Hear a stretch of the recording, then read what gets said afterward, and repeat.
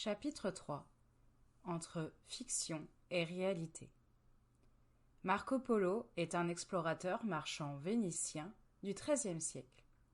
Il se rendit et vécut en Chine durant des dizaines d'années. Il emprunta ce qu'on appelait autrefois la route de la soie, chemin menant de l'Europe à l'Asie.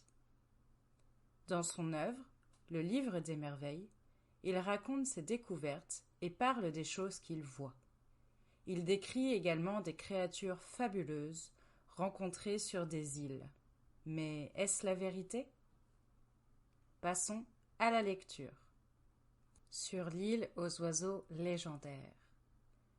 On dit que dans ces autres îles qui sont au sud, où les nefs ne peuvent aller de peur de ne pouvoir revenir à cause des courants marins, on trouve les oiseaux griffons qui apparaissent à certaines saisons. Mais ils disent qu'ils sont différents de ce que nous disons. Et ceux qui sont allés là et les ont vus ont raconté à messire Marco Polo qu'ils étaient comme des aigles, mais ils sont démesurément grands, car ils disent que leurs ailes couvrent bien 30 pas et que leurs plumes couvrent et mesurent bien 12 pas. Et il est si fort qu'il prend un éléphant avec ses pattes et l'emporte très haut, puis il le laisse tomber et le tue ainsi. Il descend sur lui et en mange à sa guise. Les gens de ces îles l'appellent Ruk, et il n'a pas d'autre nom. C'est pourquoi je ne sais s'ils ont d'autres sortes d'oiseaux aussi grands, ou si ce sont les oiseaux griffons.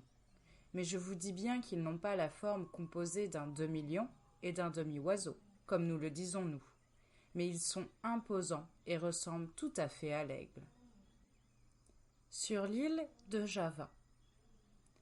Ils ont de nombreux éléphants et aussi de nombreuses licornes, qui sont à peine moins grandes que les éléphants. Voici à quoi elles ressemblent. Elles ont le poil du buffle, le pied de l'éléphant, et portent une très grosse corne au milieu du front. Elles ne font aucun mal avec cette corne, mais avec leur langue, car elles ont sur la langue des épines très longues. Elles ont la tête semblable à celle des sangliers, et la tiennent toujours inclinée vers le sol. Elles demeurent volontiers entre les étangs et les marais. C'est une bête très laide. Nous disons dans nos contrées qu'on les capture au sein d'une jeune fille vierge, mais il n'en est rien. Ils ont beaucoup de singes, de diverses espèces, je vous le dis. Ceux qui apportent de petits hommes en prétendant qu'ils viennent de l'Inde disent là de gros mensonges. En effet, il y en a qui disent que ce sont de petits hommes venant de l'Inde. C'est faux. Ce sont de petits singes maquillés. Sur l'île d'Andaman. Andaman est une très grande île. Il n'y a aucun roi. Les habitants sont des idolâtres et vivent comme des bêtes sauvages. Je vous le dis, tous les hommes de cette île ont une tête de chien, les dents et les yeux aussi, et leur visage ressemble à celui de grands matins. Ils ont beaucoup d'épices. Ces gens sont très cruels, car ils mangent tout ce qu'ils peuvent capturer, pourvu qu'ils ne soient pas des leurs.